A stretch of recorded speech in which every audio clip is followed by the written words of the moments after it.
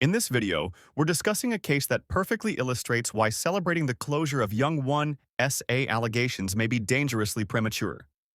Recently, when the Colleyville police closed Pete's case due to a lack of evidence, stating that the victim was yet to speak, Joni Lamb, Rachel Lamb, and Daystar TV posted celebratory statements on social media.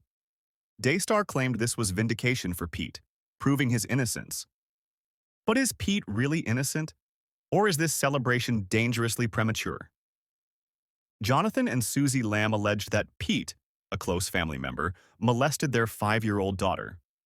They also alleged that Joni Lamb, the child's grandmother and co-founder of Daystar Television Network, covered up the molestation and is protecting Pete from being properly investigated.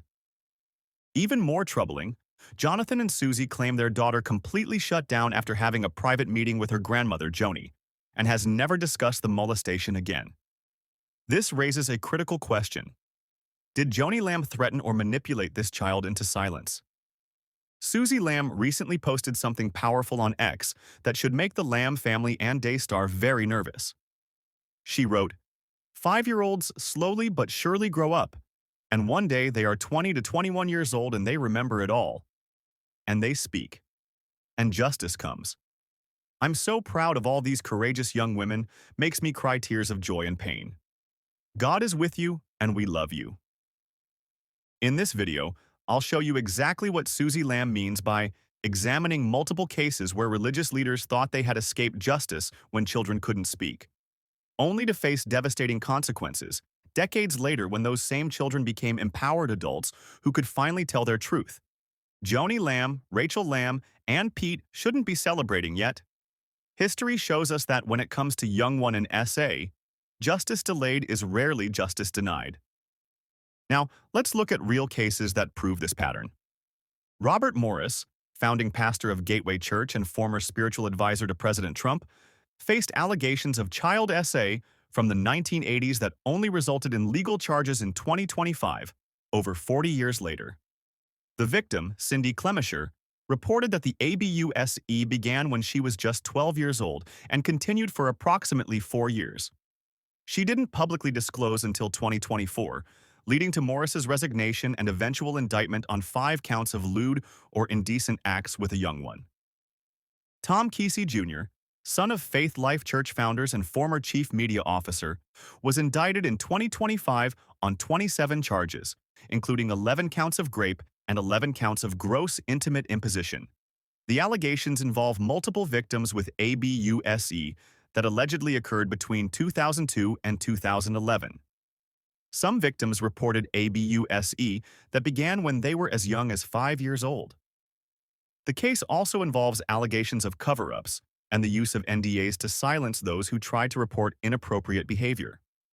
Mike Bickle, founder of International House of Prayer, IHOP KC, faced allegations spanning decades that were only made public in 2023.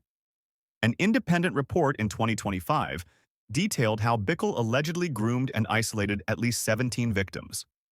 The allegations range from spiritual abuse to rape. A culture of idolizing Bickle reportedly contributed to a lack of accountability within the organization for years. Daryl Gilliard, a former Southern Baptist preacher, was convicted in 2009 of having lewd contact with 2 teenage girls while serving as a pastor. But these weren't isolated incidents. Reports show that the Southern Baptist Convention's Executive Committee was aware that 44 women had reported being victims of Gilliard's sensually inappropriate conduct, with allegations dating back to the early 1990s. Despite this, prominent figures reportedly vouched for him, allowing him to move between churches. Dr. Michael Brown, a well-known figure in the Messianic Jewish movement, faced allegations of sensual misconduct that occurred in the early 2000s but weren't investigated until 2025. An independent investigation concluded he had engaged in SA misconduct with multiple women. While Brown admitted to a lack of judgment and an emotional affair, the full extent of allegations took decades to come to light. Most recently, Joe Campbell, pastor at Jim Bakker's Morningside Church, was accused by 5 women of raping them as children during the 1970s and 1980s, with the ABUSE spanning multiple Assemblies of God, AOG churches across the South and Midwest. Campbell's history ties to Jim Bakker, a televangelist whose PTL ministry collapsed in 1987 due to sensual misconduct and financial fraud, revealing a pattern of scandal within this network as Bakker himself was dismissed from AOG for similar issues.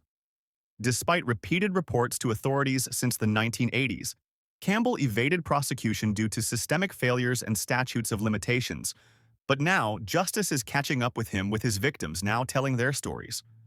So, when religious institutions celebrate the dismissal of abuse allegations or the closing of investigations, it's crucial to understand what this often really means. Cases aren't typically closed because innocence has been proven beyond doubt, but because the victim, especially a young child, lacks the vocabulary to articulate their trauma. Statutes of limitations have expired. Evidence has been lost over time. The victim isn't emotionally ready to endure a grueling legal process, or institutional power has been leveraged to silence accusations. This is particularly true when the victims are children. A 5-year-old child simply doesn't have the cognitive development, language skills, or emotional capacity to effectively communicate complex trauma.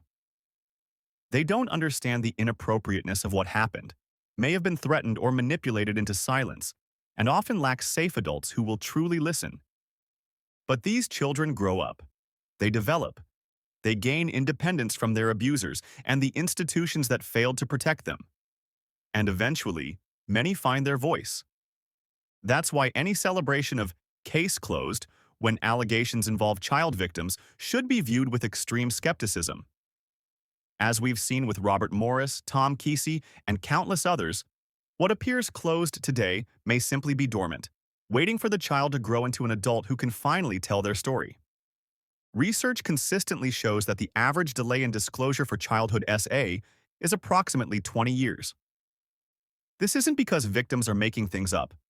It's because trauma profoundly affects memory, processing, and the ability to speak about what happened. When we look at historical cases, we see this pattern repeatedly. Initial investigations may find insufficient evidence, only for cases to resurface years later when multiple victims find each other and come forward together. Victims reach adulthood and gain independence from their communities. Victims receive therapy and support for processing their experiences, or cultural shifts make speaking out more acceptable. History has shown us time and again that what appears to be a victory today may become their downfall tomorrow. The cases we've reviewed demonstrate a clear pattern. Robert Morris, 40-plus years between alleged abuse and indictment. Tom Kesey, 14-plus years before multiple victims came forward. Mike Bickle, decades of alleged abuse before public disclosure. Daryl Gilliard, years of allegations before conviction. Dr. Michael Brown, nearly 20 years before investigation, etc. These aren't anomalies. They represent the norm in cases of childhood abuse. The question isn't if young victims will speak out, but when.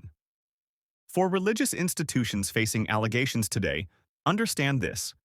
Suppressing victims' voices, using NDAs to silence them, or celebrating when cases are temporarily dismissed doesn't make the truth disappear.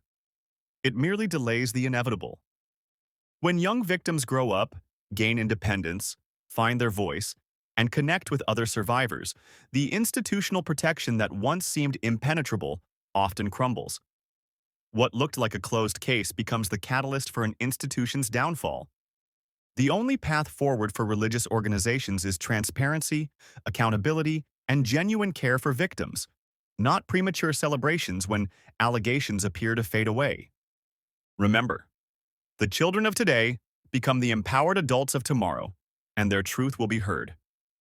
Thank you for engaging with this difficult but important topic. Please share this video to help raise awareness and subscribe for more content addressing challenging social issues.